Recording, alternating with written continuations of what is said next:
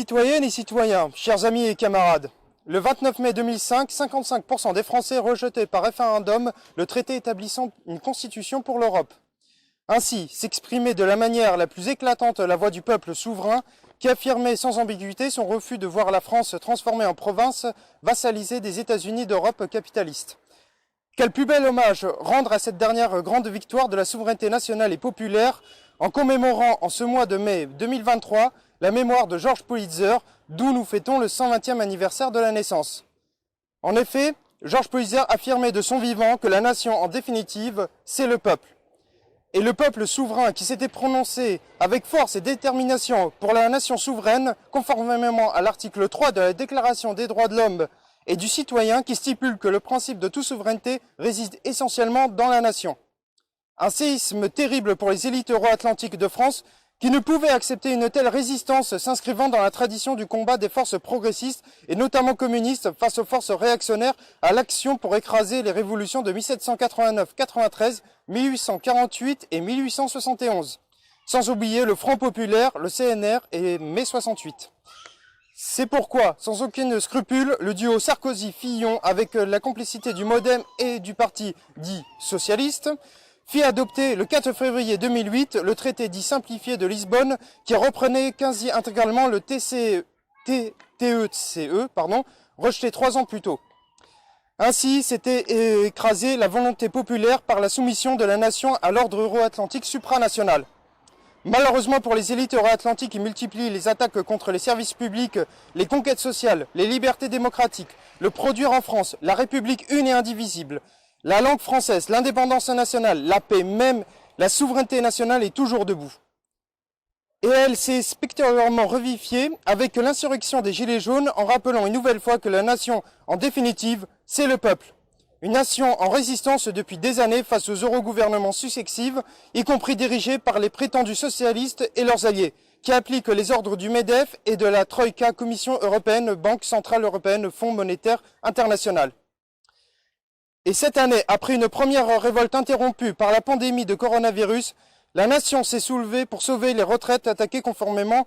aux recommandations de l'UE du capital et aux accords de Barcelone de 2002 que Chirac et le gouvernement Jospin, dit de gauche pluriel, signèrent pourtant progressivement l'âge de départ à la retraite en moyenne à 67 ans. La volonté de l'UE du capital d'en finir avec les souverainetés nationales se heurte, au-delà de la France, à la résistance des peuples, rejet par référendum du traité de Maastricht par les Danois en 1992, du TECE par les Néerlandais en 2005, du traité de Lisbonne par les Irlandais en 2008, avant que l'édit traité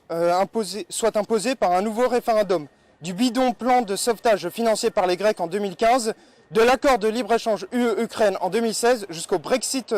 du 23 juin 2016. On ne compte plus les moments où les élites euro-atlantiques ont été sévèrement désavouées, les poussant à basculer dans la sécession avec la nation, donc en définitive avec le peuple souverain. Désormais, la grande explication entre les dirigeants euro-atlantiques partisans de l'État fédéral européen et le peuple souverain de France qu'annonce le pôle de renaissance communiste en France, PRCF, depuis plus de 2 ans est inévitable. Et ce d'autant plus que la France est ingouvernable dans le cadre de l'axe UE-OTAN qui pousse à l'escalade nucléaire contre la Russie et la Chine populaire.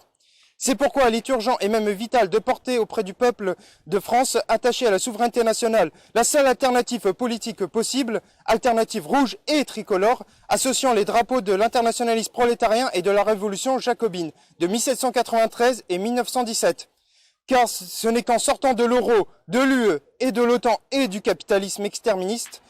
comme le propose le PRCF, que le peuple de France sera maître de son destin et en mesure de construire les nouveaux jours heureux, nom du programme du PRCF depuis sa création en 2004 et qui contribuera à la victoire du non le 29 mai 2005. Et ce n'est certainement pas en se tournant vers les forces euro-soumises, y compris l'extrême droite xénophobe, antipatriotique et antipopulaire, qui refuse la sortie de l'euro, de l'UE, de l'OTAN et bien entendu du capitalisme, que le peuple de France s'en sortira. Communistes, insoumis, républicains, patriotes, antifascistes, syndicalistes de combat, gilets jaunes, travailleurs en lutte, force et prise de paix, boycottons les élections européennes pour délégitimer totalement l'ordre euro-atlantique et ses serviteurs, Macron en tête. et menons le combat pour reconquérir la souveraineté nationale pour laquelle Georges Politzer, hongrois de naissance, patriote français et internationaliste, donna sa vie. Et soyons fidèles à l'appel de juillet 1940 de Maurice Thorez et Jacques Duclos, jamais le peuple de France ne sera un peuple d'esclaves, car la nation, en définitive, c'est le peuple.